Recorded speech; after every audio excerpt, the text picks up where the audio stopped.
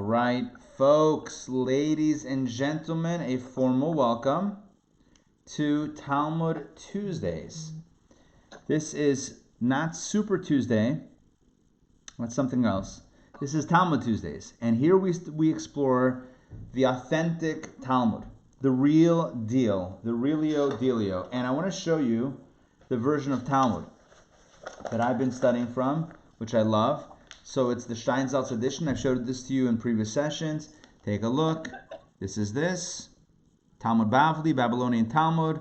It's the Koren Talmud Bavli with a picture of matzah on the cover. Is that matzah? Yeah, some sort of matzah lafa. Actually, it looks better than the stuff that we usually get, but whatever, I digress. It's got a Hebrew side, it's got an English side, and on the inside of the book, because don't judge a book by its cover, it has English, full English side, as well as a full traditional Hebrew side. The English, the core English of this edition, up online for free on a website, Sefaria. That's what we'll be referencing tonight. So I'm going to share my screen. I'm going to pull up the Tractate, Talmud, Tractate, Pesachim. You should get it in 3, 2, 1. Thumbs up if you got it. Yep. Yeah, you can see it? All right. Fantastic. Here we go. We're about to jump into very practical discussions regarding the holiday of Passover. Now, Passover begins, the first Seder is a week from tomorrow night, which is kind of crazy. It's really soon. So a week from tomorrow night is the onset of Passover. But a week from tonight is when we are going to do the mitzvah of checking for the chametz. We check our house, we do a sweep, like an FBI sweep. We have or maybe Ghostbusters. Something strange in the neighborhood. Remember that one? Yes? Okay. You come in with that thing, or maybe not, but you do a sweep of the house and you look for chametz. The tradition is that we actually we pre-place 10 pieces of bread, 10 pieces of chametz, and we go around from room to room and we look for it. So it's ideal if somebody else puts it out, because if you put it out, then you know what you do with it, whatever. But 10 pieces should go out. It should be marked down where they are so that nothing gets lost. And then we do the bedikas chametz. We search for chametz. So we do it when it's nighttime. We do it after nightfall. We do it with a candle and a paper bag and a spoon. This is the tradition. We take a paper bag with which to collect the pieces of bread. We take a feather and a spoon with which to kind of like scoop it into the bag. And we look with the light of a candle. We shut off all the lights in the room and we look with a candle with a single source of light around the home. That's what happens the night before the eve of Passover. So again, Passover begins Wednesday night. So Erev Pesach, the eve of Passover, is Wednesday, because the holiday begins Wednesday night, so the eve is Wednesday. The night before, or L'Arba'asar, the eve of the 14th, which will be Tuesday night, a week from tonight, at this time, right about this time, we will be, I'm looking outside this window, right about this time, will be the time to look for your chametz. There's a blessing, you say the blessing, then you look, and you find the pieces, and after that, you say another paragraph of prayer, and you've done the obligation. The Talmud right here, this is page 4b, the Talmud explores the timing of what to do with your chametz the following day, Erev Pesach. Again, it's going to be next Wednesday. What are the times by which you have to be done eating chametz? By which point in time do you have to be done destroying chametz? Because what's very important to know is that on Passover, not only is there a prohibition against against eating chametz, i.e. any leavened item, bread, challah, bagels, etc. Not only should we not eat it, the Torah also says that we shouldn't even have it in our possession. No keeping sandwich cookies in your pocket, even if, I don't judge, even if You are not planning on eating it. That is the rule, that is the law. Make sense? Yes? Okay. This is called the prohibition against possession. Right? You cannot have it in your possession. You cannot own it. You cannot own chametz over Passover. You cannot have it in your possession. You cannot see it. The Torah says, don't see it, don't find it, don't own it, and don't eat it. The prohibition is not only against eating chametz, but all of the other categories as well. Now, chametz is unique because most of the time when something is prohibited, it's only prohibited if you eat a kazayas, like an olive's worth of it. If you eat like a certain amount of ounces, then that triggers the prohibition. But under that, you could theoretically skate through. However, when it comes to chametz, chametz is different. Chametz, the issur, the prohibition is mashahu. You know what mashahu means? Like this. Any amount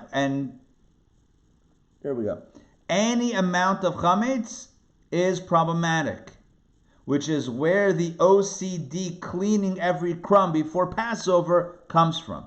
It comes from the fact that when it comes to chametz, there is no kind of threshold where if you had less than that, it's still okay. Any amount of chametz, no good. Okay. So what we have so far is a few ideas. Number one, on Passover, on Pesach, we don't eat chametz. We don't own chametz. We don't have it in our homes. We don't, and I'll explain in a second some details regarding that. And we don't see it. We don't find it. It needs to be out of our possession entirely, or destroyed, or like it just has to be gone from us. So what do you do if you have boxes of cereal? What do you do if you have, I don't know, some chametz items that could last, unused through the duration of Pesach, of Passover, but you don't want to get rid of it? Look, the easiest way is to get rid of it. Give it away. Give it away to somebody. But what happens if you want to keep it? Is there a way? There is a way. And that's what we call selling the chametz to someone who is not Jewish and therefore not obligated to, or not prohibited to own chametz. So the way it works is that a person can actually sell, and I shouldn't actually put those quotes because it has to be a real legal binding sale in Jewish law where it's sold. We sell our chametz to the 11 items that we wish to have after Passover, right? We sell it to someone who is not Jewish, again, and therefore not obligated to observe Passover. We sell it to this individual, and then after the holiday, we buy it back from them. Now, typically the way this works is the rabbi takes care of this. People sell their chametz to the rabbi, and then the rabbi in turn sells it to someone that he has a relationship with, and after Passover buys it back on behalf of everybody. In many places, it's done in person, where you go to the synagogue and you speak with the rabbi and you fill out a form, and the rabbi, asks some questions, and then, you do whatever you need to do. And sometimes there's a kinyan, there's even a form of acquisition that's done. One time I remember when I did this living in New York, in Crown Heights, I went to one of the rabbanim of Crown Heights, and he actually asked for a key. He said, look, if I'm selling the chametz, and so it has to be a real sale. It has to theoretically have access to the fellow who buys it to enjoy it. So if you still have the key, how's it a real sale? I came back, everything was gone. No, I'm kidding. No, the rabbi is completely honest, and that second part was obviously a joke. For example, put out a proclamation, no selling chametz in person. Do it online. You can do it online. Just go to Chabad.org. The easiest way to do it, you go to Chabad.org and you just search sell your chametz or sell my chametz, CHAMETZ, and you fill out a form. You specify your name, your location, your address, where your chametz is found, and it's done. It's sold right before the holiday, and it's bought back right after the holiday. Don't use it over the holiday, obviously. You don't own it. After the holiday, you wait a half an hour. Once it's bought back, you're good to go. Or maybe an hour, half an hour, depending on whatever the website says. Now, here's something very important. When you sell the chametz, you have to secure that location, and you can't have access to it, and you can't be rummaging through it, because otherwise it's not really sold, it becomes a farce, and you're seeing it, which you're not supposed to do. So typically what's done is you set aside a cabinet or two, or if you have a pantry, maybe you just block off the whole pantry, you shove all your chametz stuff in there, including the toaster oven, and the toaster, and your sandwich maker, and the panini machine, and all your chametz item, whatever you have that typically is involved with chametz stuff, put everything in there. Put a piece of tape. If it's a wooden painted, you want to use painter's tape. I'm just giving you pro tips here. Painter's tape, so that it doesn't ruin the finish of your furniture, whatever it is. You put a piece of tape over it, and you close it up. You do that the morning of Erev Pesach. What time? What time? That's going to be the nature of our discussion here in the Talmud. The Talmud gets into the timing of this all. What happens in Erev Pesach? There's a time after which you can't eat chametz. Another time after which you can no longer own your chametz. And that's what we're going to explore today. What are these times? When's the deadline? Okay, it's Wednesday next week. It's Wednesday. Erev Pesach. Right? Fast forward a week. I have chametz, I have Cheerios, the kids eat it for breakfast. Erev Pesach, I'm scrambling. Eat it before when? Put it in the pantry, close it up before when? The Talmud here delineates the times, and of course, as you can imagine, there's a machloket, there's a dispute with the times. Before we get into the Talmud, I just want to round out the practical discussion. Again, it's very important. If you'd like to do this mitzvah, go online. You can go to, I'm sure there are other websites, but an easy way to do is go to Chabad.org, and it has a super, super simple, easy form. You fill it out. There's no cost. Of course, they ask for a donation. You could do that if you want. You don't have to. It's free of charge. Sell your chametz, and they sell it by the designated time, which we'll explore in a moment, and they'll buy it back after Passover is over. And don't eat it. Keep it locked away. Locked away, right? Taped away, whatever it is, away from you, and then you are observing a very, very critical and important piece of the holiday. Okay, so that's all a very practical conversation. Let's jump into the Talmudic text itself, but first, any questions or comments on what I just said? You can unmute yourself and just jump in. I'm asking for questions so that I can actually enjoy my smoothie, so please, indulge yourselves. Well, so that you can have a few sips, I just wanted to say that Erev Pesach is Tuesday, not Wednesday, right? Yeah, it's Tuesday. No, it's Hold on. Let's check it out.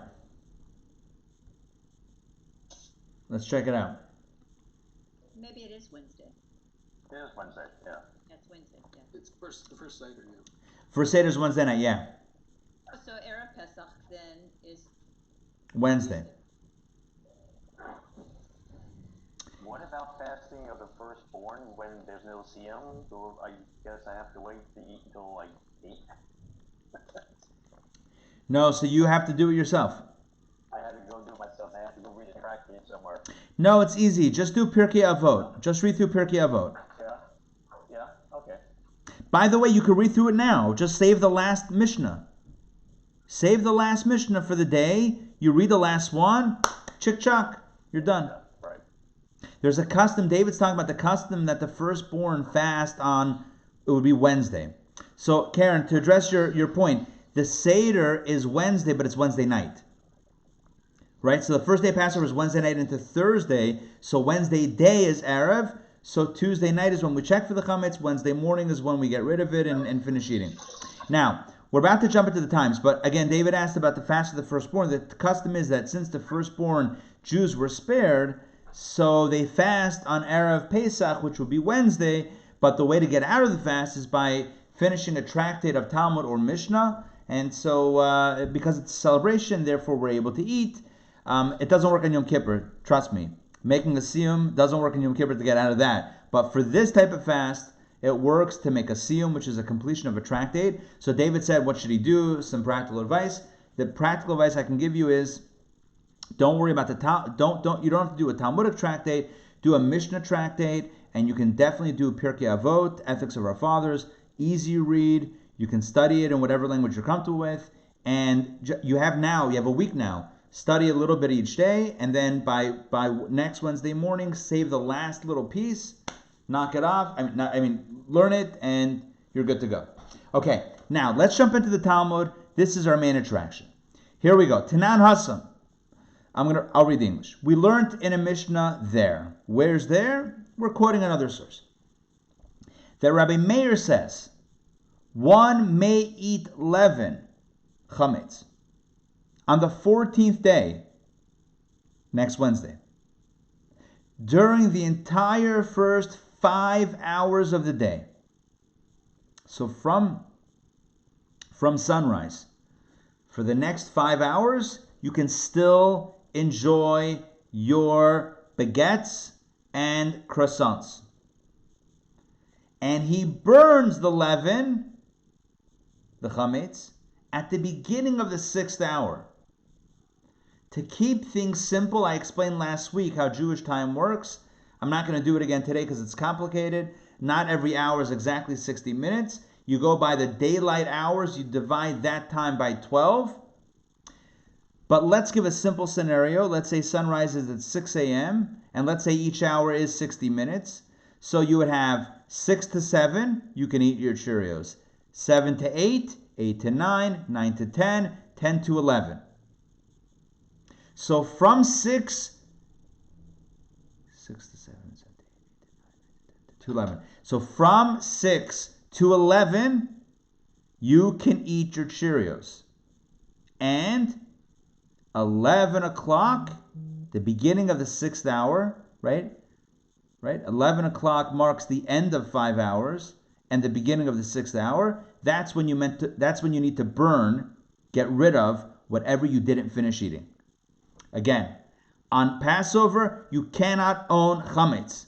So if you didn't sell it and you have it and you didn't eat it, so what do you do with it? Burn it. Why burn? Burning is because it reduces it to ashes and it completely destroys any remnant of the thing. Burning is considered to be the most destructive way to get rid of something. So again, you saved a loaf of bread to give sandwiches to the family in the morning. Erev Pesach, morning, you could still eat your chametz. 7 a.m., 8 a.m., 9 a.m., 10 a.m., you're making sandwiches. You have a few pieces of bread left over, what do? Comes 11:01, Rabbi Meir says, you got to burn the chametz. Whatever you have left, you got to burn. We also burn whatever the 10 pieces that we put away that we found the night before, we burn it at this time. This is called Bir chametz, the burning of chametz. The night before is bedikat chametz, the search for chametz. The daytime in the morning is called Bir chametz. Now all this is the opinion of Rabbi Meir. Rabbi Yehuda says something else. Rabbi Yehuda says, one may eat leaven for the entire first 4 hours of the day, not 5 hours. He goes back 1 hour. You have 1 less hour to eat according to Rabbi Yehuda. And one leaves it in how do you pronounce that? Abeyance? Abeyance. During the 5th hour. That means that you don't touch it. You don't eat it, but you don't have to get rid of it. At which point eating leaven is prohibited during the 5th hour, but it need not be burned yet. And one burns the leaven at the beginning of the 6th hour. Notice both opinions agree when you need to burn the chametz by. Are you with me? Both opinions say at the beginning of the 6th hour, that's when you need to start burning your chametz. The only dispute is, according to the first opinion, You can eat up until that point that you have to burn it. Rabbi Yehuda gives you an hour buffer. Are you with me on this? Rabbi Yehuda says pull back on the eating 1 hour before the time of burning. Yes? When it comes to burning, there's a very important message. How do you burn it? Are you allowed to light fires in your property? I'll tell you this. This is what I do. I light the fire. You create a little bit of a fire. You can contain it somehow. You put it in some sort of, maybe like a foil pan. If anything happens, if anybody comes over and they're wondering what's going on, you just start singing the song. We didn't start the fire. It was always burning. Kidding. You can light the fire. You're not creating. Oh, yes. It was terrible. I know. But I had to do it. So that's what So we burn the chametz, create a little fire. You put your 10 pieces in there, and whatever you didn't finish, whatever you didn't sell. Again, either it has to be consumed, either it has to be sold, or it has to be burned. You can't just have chametz lying around. You got to do something with it. You got to make a plan. So you burn it beginning of the 6th hour. You eat it either 4 hours or 5 hours, depending on this dispute. Karen, I know you have a question. Let me just finish this paragraph, and then we'll turn to the question. So everyone agrees. Okay, we're up to, right there where my little hand thing is. Everyone agrees in any case that leavened bread is prohibited by Torah law from the 6th hour and onward, right? That's when you have to burn it. So if you have to burn it, that means that you cannot have ownership over it. That's why you have to destroy it. And now the question is, from where do we derive this? How do we know that 6 hours into Erev Pesach, already you cannot have any ownership or possession over chametz? Who said? Why not go right up to the Seder? Why not go up to Wednesday night? Are you with me on the question? Why are we finishing eating 4 hours, 5 hours, but according to every opinion, you're burning it, you're destroying, getting rid of it, selling it by 6 hours into the day? That seems quite early if the holiday only begins that night. Okay, Karen, you had a question? Yeah, so I've always been confused about this. Is it a requirement to burn? Suppose you have no chametz, left. Do you have to burn something, save something to burn? So, great question. There's two answers. Number one is tradition. So, it's good to do it because it's tradition. And there's some beautiful prayers. The prayers talk about how, just like we're burning the chametz, so too God should remove and destroy the evil temptations and drives that we have inside, and the Yetzer Hara within us and within the entire world. There's some really beautiful prayers and meditations. Listen, technically if you don't have, you don't have, right? But it's good to do it.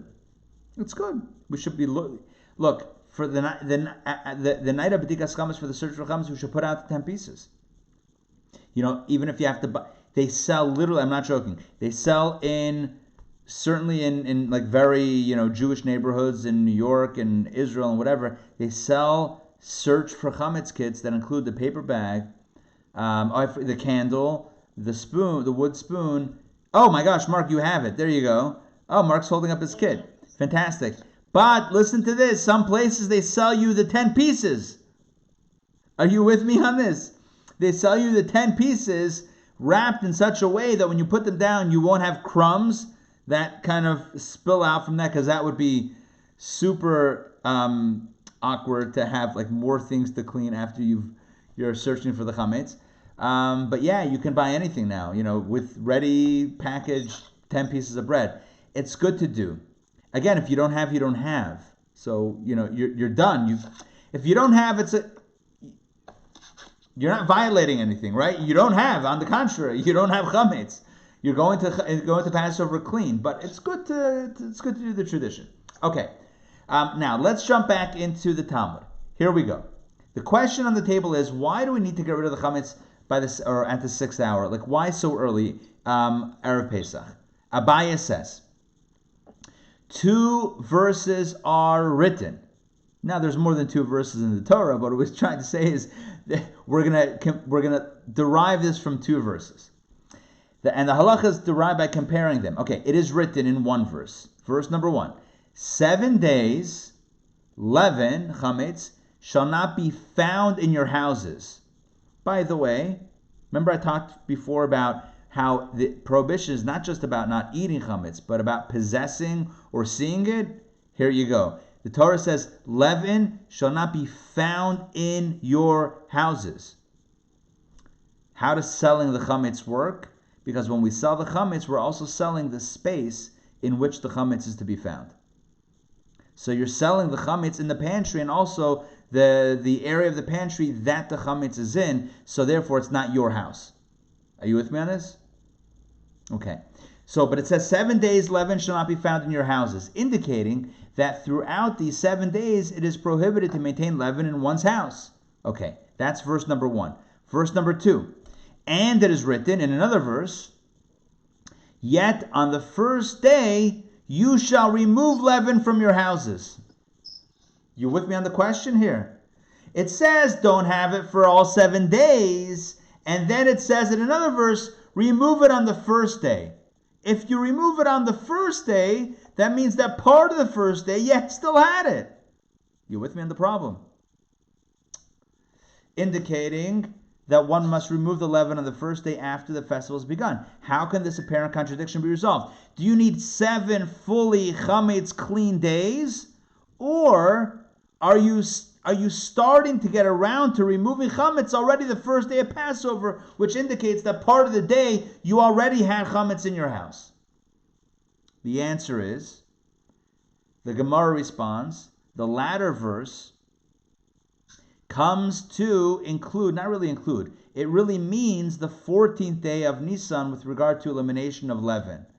In other words, the phrase on the first day does not refer to the 15th of Nisan or to the beginning of the festival of Passover. It is referring to the 14th, the day on which the Paschal lamb is slaughtered, i.e. Erev Pesach. The Talmud addresses the contradiction that says on the first day you should remove the chametz. That's not the first day of Pesach. That's Erev Pesach. When it says on the first day, it doesn't mean day 1 of Pesach. It means day prior to Pesach, which tells us that already in middle of the day before Pesach, you already have to get rid of chametz from your house. This answers our question. Our question was, how do we know that already midday, 6 hours into the day, on Erev Pesach, you already have to start burning and getting rid of, destroying your chametz? The answer is because of these 2 verses. One verse says, no chametz all 7 days. The other one says, get rid of it on day 1. The Talmud says, what is day 1? Not day 1 of 7, because all 7 it has to be gone from your home. What is day 1? -1, i.e. Erev Pesach. And on Erev Pesach, the implication of the Torah is part of the day you have it in your homes, and part of the day, the second half of the day, you have to get rid of it. Let's continue. The Talmud is not so happy with this answer. Well, let's put it this way. It's not going to leave it without a challenge, as pretty much every teaching in Talmud, it's always analyzed and challenged. The Gemara asks, and say perhaps that the verse comes to include the night of the 15th, the first night of Passover, with regard to the elimination of leaven. The Talmud says, who says that you have to get rid of it midday on the 14th, Erev Pesach? Maybe it means the night of Passover you get rid of it. A Seder night. As were it not for this verse, it could enter your mind to say 7 days it is written, which indicates by inference during the days, yes, one is obligated to remove leaven, but during the nights, no, there is no requirement to do so. Therefore, the verse teaches us on the first day, i.e. night, one may not be in possession of leaven even during the nights. Okay, so that's the Gemara saying, how do you know? How do you know that the verse that says on the first day you remove chametz means Erev Pesach, the 14th day, i.e. next Wednesday? Maybe it means Wednesday night at the Seder. And I might have thought the following, The Torah says 7 days you don't have chametz in your homes. I might have thought that it only begins the first day of Passover, Thursday morning. But Wednesday night at the Seder, I can have my matzah and my challah. Theoretically, comes along the Torah to tell us on the first day you have to remove the chametz. That means even the night of the first day, i.e., by the night of the Seder. But maybe not already midday on the 14th. I hope what I'm saying makes sense. Yeah? Again, it's a Talmudic law. It's a question of analysis. We have the verses, and we're trying to rationally analyze them and decipher their meaning. One verse says 7 days, no chametz. The other verse says, yeah, but get rid of it on day one. So the Talmud's first understanding is, well, day one can't mean day one, because you can't have it all 7 days. So day one means the day before day one, i.e. T minus day one, if that makes sense. Right? So in this case, this year, Wednesday, midday, already get rid of your chametz. The Talmud's asking now, who says? Maybe it means Wednesday night. And I would have thought otherwise, without that second verse, I would have thought that the prohibition only begins the first day of Passover, Thursday morning, and now we're saying, no, it means Wednesday night. How do we know it means Wednesday midday?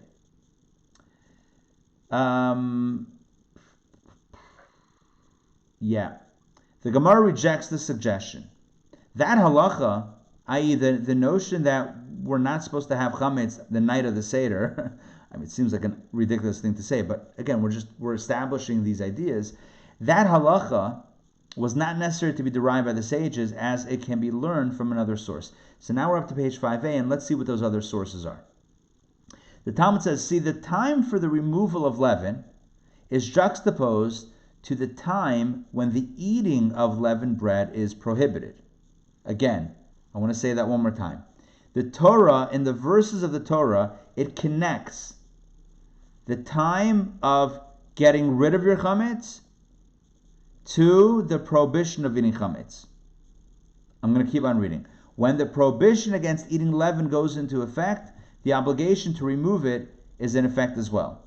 And furthermore, the time of the prohibition against the eating of the leavened bread is juxtaposed to the time for the eating of matzah, as its prohibition takes effect from the time that the mitzvah to eat matzah takes effect. Again, we have two logical steps or two juxtapositions that when they come together, we see clearly that you cannot eat chametz at your Seder. Or you can't not only eat, you can't own any chametz at your Seder. How do we know this? Because again, the Talmud says the time for removing the chametz is connected with the time of the prohibition against eating the chametz. And the prohibition against eating chametz is connected with the time of the mitzvah to eat your matzah. So the time to eat matzah tells us is connected with when you cannot eat chametz, and that's connected with when you have to get rid of it. When do you eat matzah? Night of Passover. When can you not eat chametz? Night of Passover. When do you have to get rid of the chametz by? Night of Passover. So we know by two logical steps and inferences from the verses that you cannot own or possess your chametz at the night of the Seder. I see a question or a comment came through. Let's see. What does Pesach begin with departure from Egypt or night before when Paschal lamb's blood was painted on the door? Pesach begins. Oh, interesting. Okay, Mark texted me a question. Wrote a question to me. The question is Passover about departing from Egypt or the Paschal lamb situation? It's the Paschal lamb, because the Jews left after midnight. They left after Chatzot. They left after midnight. We celebrate Passover. We start well before midnight, right? So we are celebrating the meal, the evening that they ate the meal of the Paschal lamb, still in Egypt. In middle of our Seders, we march out the front door with Elijah. Elijah's like, I was just coming in. And you're like, sorry, bud, it's all yours. And then, of course, you're not so fast to let Elijah in because of this whole, stay-at-home stuff. It's like, Elijah, how many homes have you been in? Are you sure this is, is this safe, Elijah? Anyway, I digress. You with me on that? I hope that makes sense. Okay, so let's get back to the Talmud. The Gemara elaborates right here at the top, where my little mouse thing is. The Gemara elaborates. The removal of leaven is juxtaposed to the eating of leavened bread, as they appear in the same verse. As it is written. Okay, here's the verse from Exodus 12:19. 7 days leaven shall not be found in your houses, so don't own it. As anyone who eats that which is leavened, that soul shall be cut off from the congregation of Israel. So it juxtaposes not finding the chametz with not eating the chametz. So those two are connected. And let's continue. And the prohibition against the eating of the leavened bread, the chametz, is juxtaposed to the eating of matzah, as both appear in the same verse, the next verse. As it is written, you shall not eat anything that is leavened. In all of your dwellings you shall eat matzah, or matzot. So here we have a connection between not eating chametz and eating the matzah. And it is written with regard to matzah on the first day and the 14th day in the evening you shall eat matzot. So it tells us clearly, the Torah tells us clearly and explicitly in the span of 3 verses exactly what we need to learn. And that is, you eat matzah the first night of Passover. And at that point you cannot eat chametz.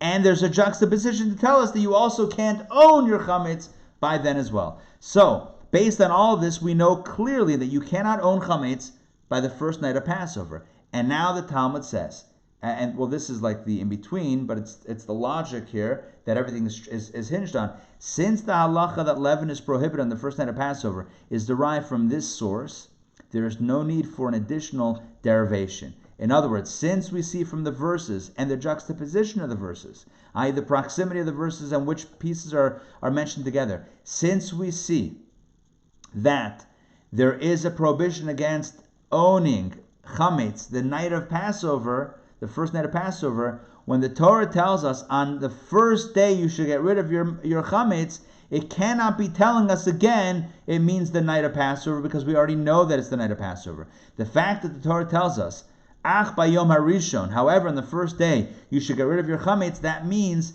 already Wednesday afternoon you should get rid of it even before the Seder. Because to tell me that by the Seder it has to be gone, that we know already. The fact that we have an additional verse that says get rid of it on the first day means actually before that time, already several hours before that, midday on Wednesday this year.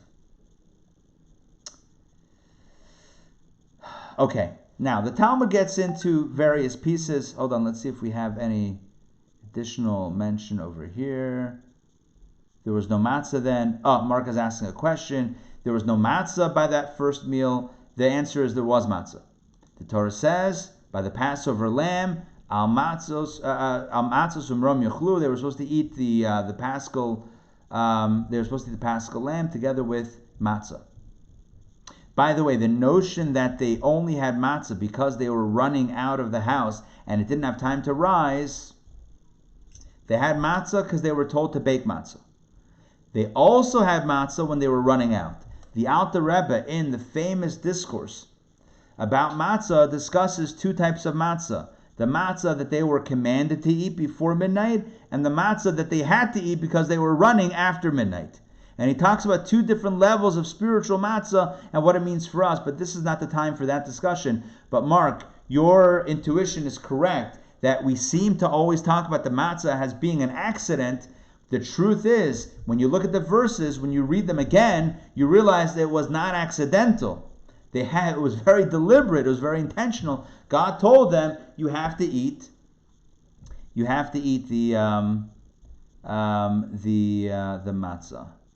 I wonder if we hit that, we open up some Exodus action.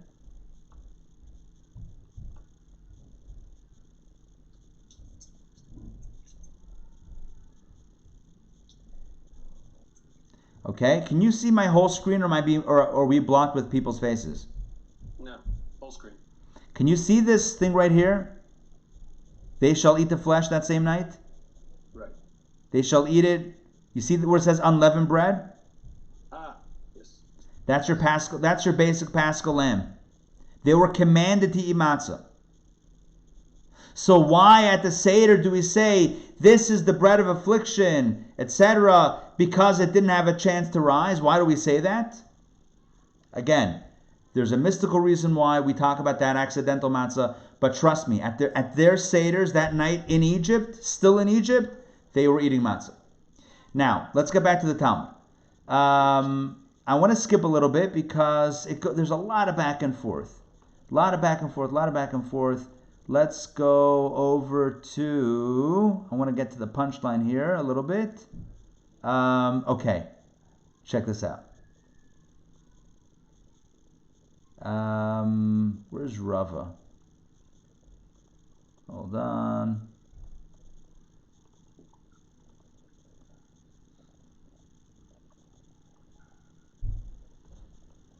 Here we go. Rava said. Okay, so we have now this notion that midday, Erev Pesach, Wednesday this year, you have to get rid of your chametz. Rava said, the halacha, the law that leaven is prohibited from midday on the 14th of Nisan is derived from here. He cites a different verse. It says, you shall not slaughter the blood of my offering over leavened bread. I didn't even have to pull up another verse. Here's another verse that says clearly, right? When it comes to the Paschal lamb, God says, don't slaughter the blood of my offering over leavened bread, neither shall the offering of the feast of the Passover be left to the morning. In other words, you have to eat it that night. You can't eat it for breakfast the next morning. Okay, number one, or that's actually the second point. And the first point is, you're not allowed to have any chametz when you're offering the Paschal lamb. And here's the question. When was the Paschal lamb offered? It was eaten the first night of Passover. But when was it brought? Already during the day, Erev Pesach. Are you with me on this? Are you with me? If you had to be sitting down at the meal with cooked and roasted meat Wednesday night, you had to prepare it a few hours before.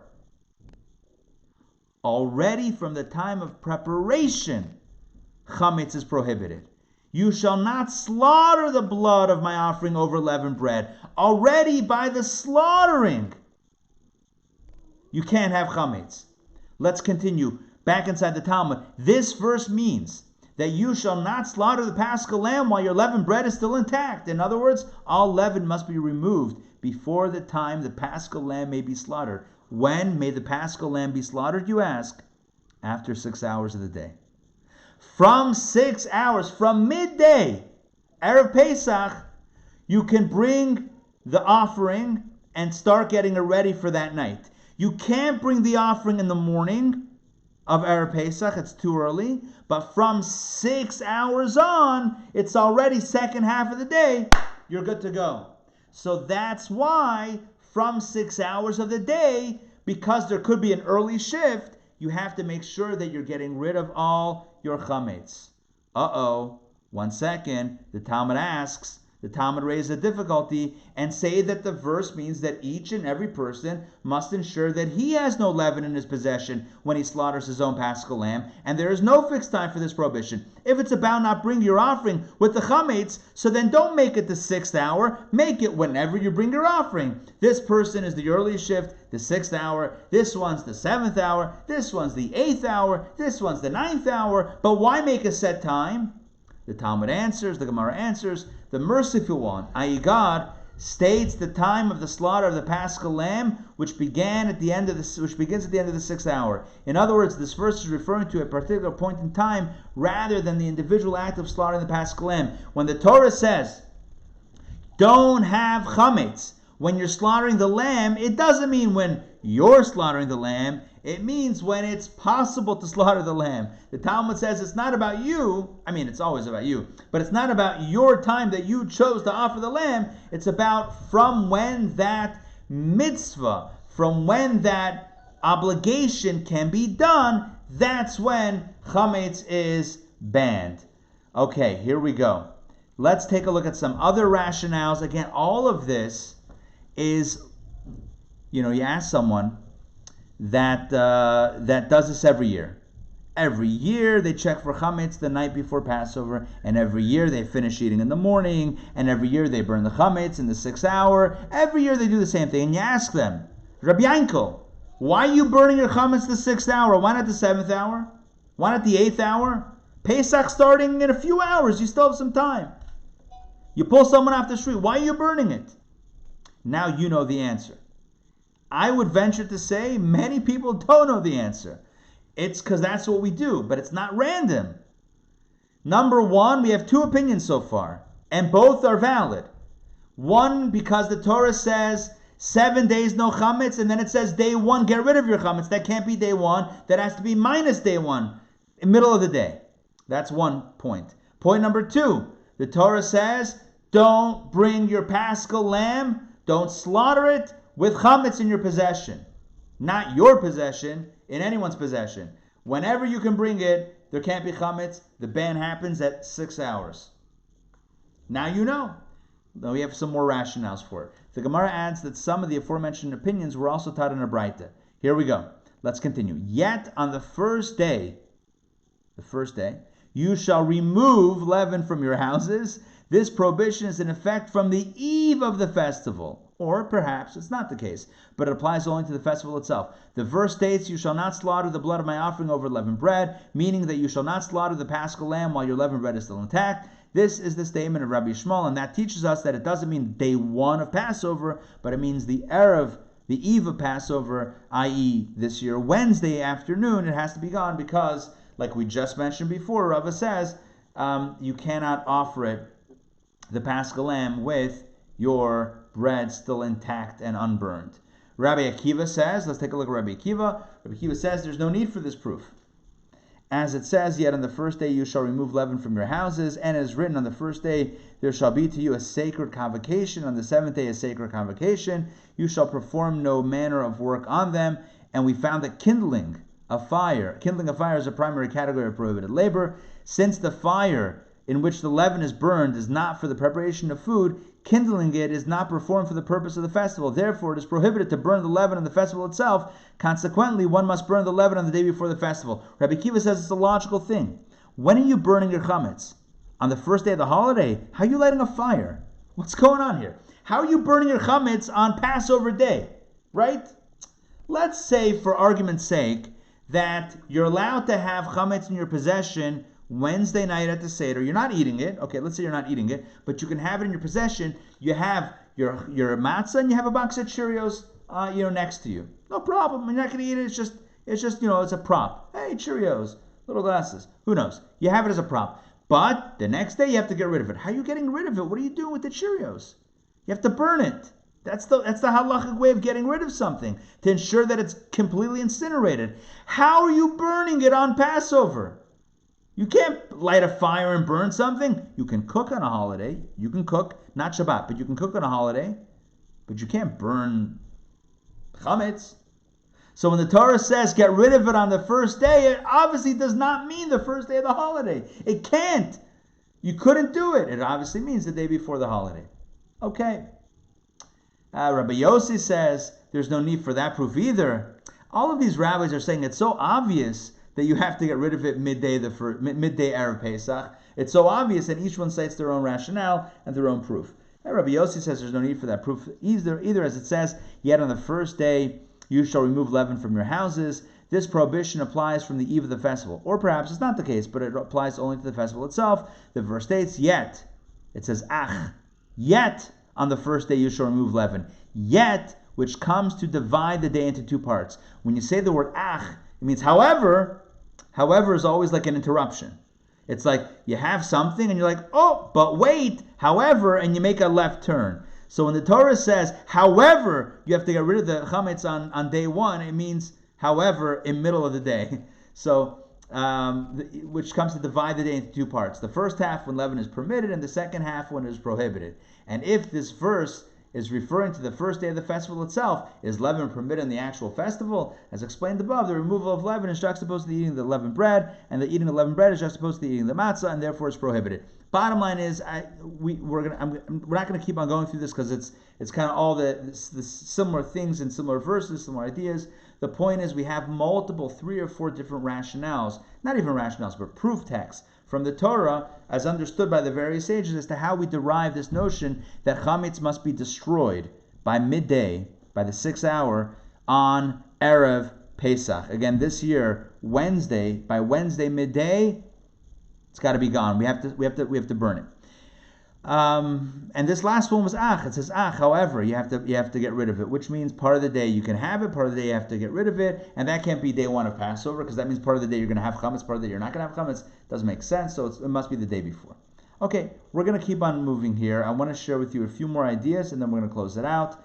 Again, I just want to highlight this idea. This is something so embedded in Jewish practice. It's something so embedded in Jewish tradition about when to check for the chametz and when to burn the chametz. But what's the rationale? Where does it come from in Torah? Now you know. There are multiple verses and multiple options, but now you know at least some of them. Okay, let's continue. Okay. Oh, interesting. Talks here about what happens. Okay, no, let's keep on moving. Okay, hold on. Rabbi Ari, can I ask a question? Yes. So, I've always wondered too. So after you have burned your chametz, and yet before you actually the festival begins, can you actually? Is there anything in Talmud? Our taste for the matzah. We want to have that first bite to be really, exciting. So we don't want to dilute it by having it before. In fact, we're meant to not eat any type of food that would be on our Seder plate on the eve of Passover. So anything that's going to be on the Seder plate, you want to keep that exclusive to be enjoyed at the Seder. So if you do whatever, like, I don't know, if you're eating a shank bone, a boiled egg, whatever it is. So we hold back from eating those items. Okay. Where are we? Okay.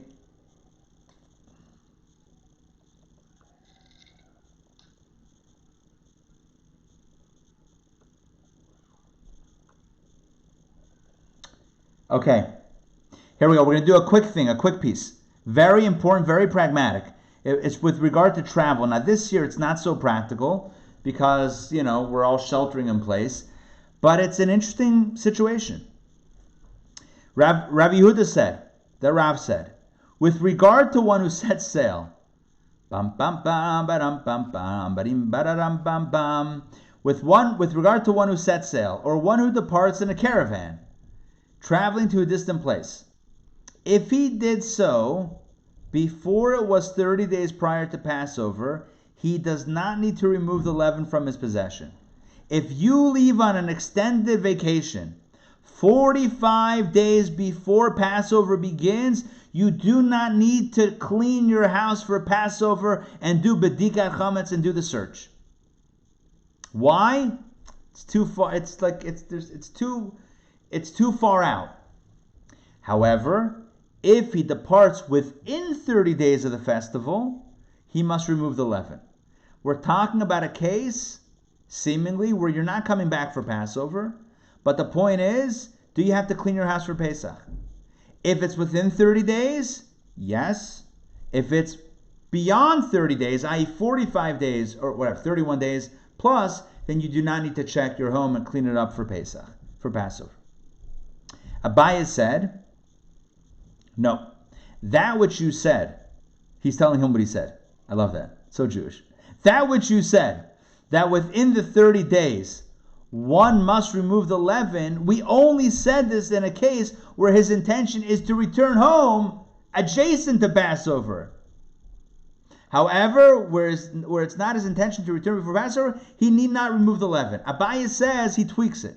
He says, no, if you're not planning on coming home for Passover, let's say you leave a week before Passover and you're going on a cruise for a month, a 30-day cruise, yeah? And you leave a week before Passover.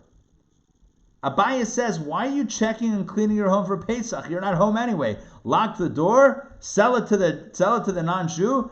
Gesunter hate, you're good to go. Mazel tov. You don't have to clean your house. You don't have to do bedikas chametz.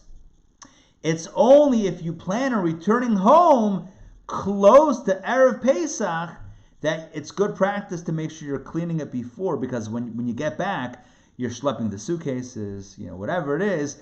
Who's going to have time to start cleaning then? So this is like a best practice to say, clean it before you go. You with me on this? Rava said to him, you see there's a little bit of a dispute between Abai and Rava about Rava said to him, but if he intends to return home shortly before the festival, even if he was gone from Rosh Hashanah, shouldn't he remove the leaven? So then the question is, if you're coming home right before the holiday, so even if it's 45 days out, even if it's 6 months out, you should clean it before you leave, because you're going to get home Erev Pesach. So how does it make sense? Rav is asking Abaya, you're trying to make sense of the cleaning versus not cleaning scenario. Oh, because you're coming home so close to the holiday. Yeah, so then it doesn't matter when you leave. If you're coming home close to the holiday, you're still going to be unpacking your bags and not have time to clean your home for chametz. So even if it's Rosh Hashanah, shouldn't he remove the leaven? It's fair to do so would lead to his arriving home and discovering leaven in his house just before the festival. Rather, Rava said, so Rava disagrees. This is so Talmudic. It's so logical also. Everyone's got it's so beautiful. All right. Rather, Rava said, according to that which you said, i.e. that if he leaves before it was 30 days prior to Passover, he need not remove the leaven. We said this halacha only if he does not intend to return before Passover. However, if he intends to return, even if he was gone from Rosh Hashanah, he must remove the leaven. So if you don't, so again, according to Rava, which I believe the halacha is according to Rava, if you are leaving your home for an extended vacation within 30 days and not coming back, you have to check your home for chametz. You do bedikas chametz. You actually check your home. By the way, I've done this before. Every other year, my family goes out of town. We switch off with the Schustermans. 1 year they're here, 1 year we're here. So last year, for example, about 5 days before Passover, we drove up to New York. We spent Yom Tov, we spent Pesach in the Catskills with the Bears. You might know my bear story. Huh? Yeah, you remember my bear story. So we were in the Catskills. Fine. So the question is, I'm leaving. I'm not coming back. Do I check my home for chametz? Do I do the bedigas chametz with the candle? I'm not there the night before. I'm not there the night before Erev Pesach. I'm in New York. But before I leave, you know what the halacha is? You do it. You check and you clean and you clean and you check your home. You don't have to do the same type of cleaning because you're essentially selling your whole house. But you take a room, at least one room, and you clean it, you prep it, and you check it, and you do the ceremony. But if it's more than 30 days out, then you don't need to bother. That's the halacha. Let's do one more paragraph. And Rava followed his own line of reasoning stated elsewhere. As Rava maintains, let me move it up closer to the top. As Rava maintains that one must remove all leaven from his possession within 30 days of Passover, even if you will not be there on the festival itself. Like I just said. Even if you're not there, you have to get rid of your chametz. By the way, if you're gone, you can sell the whole house, like I said. But it's still good to do one room. As Rava said, with regard to one who turns his house into a storehouse, okay, and there is leaven beneath the stored grain, if he does so before it was 30 days prior to Passover, he need not remove the leaven. Since the leaven is concealed, it is considered removed after the fact. If it is within 30 days, he must remove the leaven, as it is not considered removed ab initio. We're going to leave that. I don't want to jump into that storehouse situation. But the point of this piece of Talmud is a very practical piece. We have a dispute between Abai and Rava. Abai says the only time you need to check is if you're coming back for the holiday, not if you're gone for the holiday. You don't need to bother at all. And Rava basically kind of shoots down his line of reasoning and says, well, if you're coming back from the holiday, then even more than 30 days, you would have to. Best practice would be to check, because otherwise you're going to end up with bread everywhere and not enough time to clean your house, and probably roaches at that point and ants, but that's another conversation. Therefore, Rava says, no, it's talking about someone who's not going to be home for Passover. If it's more than 30 days out that you leave home, don't worry about it. If it's within 30 days, you should do the various steps that you would normally do that if you were there. Let me see the chat. What if you thought you'd be back 1 week before Passover and you cleaned then, but you were quarantined? Mark, I love this. I'm going to read Mark's question. What if you thought you'd be back a week before Passover and then you'd clean, but then you were quarantined and you couldn't clean, but will return? Rabbi says it doesn't matter whether you're there or not. If you leave beyond 30 days out, don't worry about it. If you're within 30 days, then you need to worry about it. Okay, I think we're going to end it here. Cute. It says, why 30 days? So it talks about the custom to study the laws of a holiday 30 days before the holiday. In general, it's good to prep for a holiday already starting from 30 days out. Of course, there's another rabbi. See, look right. One asks about and teaches the halachot of Passover 30 days before Passover. Of course, there's another opinion. Rabbi Shimon Gamliel says no, 2 weeks. No, you don't need 30 days, just 2 weeks. There's nothing in Talmud that's not challenged with the dissenting opinion. Everything has. It's so beautiful. It's so. There's nothing like it. There's nothing like Talmud. That's it, straight up. Nothing like Talmud. The logic and logical arguments, and you have to keep a train of thought about a potential idea that you're sifting through, and at a certain point, you don't even know, is this statement of the Talmud a question? Is it an answer? Is it a proof? Is it a rebuttal of a proof? Is it agreeing with it? Is it disagreeing? Who knows? It requires the concentration. Anyway, I'm kvelling over the Talmud itself. Gemara is beautiful. All right, fine. This is it. Oh, we cite Moses. How Moses prepared the Jewish people for Passover 30 days before. All right, if Moses could do it, then we can do it. So listen, we're a week before Passover. Let's speak practically. We're a week before Passover, and we're pretty much home anyway. So I would highly recommend that you can go on a website lechabad.org and go to their Passover section. They have a lot of articles. You can read like the mystical insights and the deeper things and all that stuff. But if you want to know kind of practically what you should do, so very practically, you can look through some of the sections over there, but I'll tell you very simply. I'm going to give you like the 90, maybe even 60-second version. You don't need to do a deep clean for Passover. All you need to do is pretty much, what's it called again? Sweeping the floors, just to make sure, even with a broom, whatever it is, you don't need to even use a vacuum cleaner. Just make sure that it's swept and that there's no visible crumbs and that pretty much everything is clean. Take all your chametz items that you're not gonna eat or burn or whatever it is. Take all of the stuff that's kind of longer term storage. Take all of your chametz appliances and all that stuff. Put it in a closet. Put it in a pantry. Put it in a cabinet. Put tape on it. You don't need to do that a week before. Just do that. Make sure it's done by the 6th hour.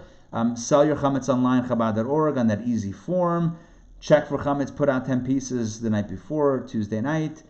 Say the prayers and the blessings. You can find it in your prayer book, or the Haggadah at the beginning of the Haggadah, or you can find it also on Chabad.org. And at the Seder itself, matzah, wine or grape juice, and some bitter herbs. Bitter herb. Uncle Herb, always bitter. Can't get over what happened back in 42. Anyway, I digress. So what's the point? The point is, it's going to be a special Passover. The original Passover was meant to be with families. I may have mentioned this. I don't know if I did. I'm not sure where I mentioned this. Maybe in my own head. But by the original Passover, it said that the Paschal lamb, Mark, to your point before, when they were eating matzah by that first meal, they were meant to eat the Paschal lamb, bitter herbs, and the matzah, but they were meant to not leave their homes. They had to eat it with their families, the Torah says. We can pull up the verses again, but you can look at it later. The Torah says, eat it with your families in your homes. Don't go out of your homes. Don't even be invited over to your neighbor's house. It was meant to be with family in their homes and not going from one home to the other. I don't know if there's ever been a Passover since that first Passover in which so many people will be having the Seder in their homes, not going anywhere else to anyone else's Seder. It's kind of like a throwback.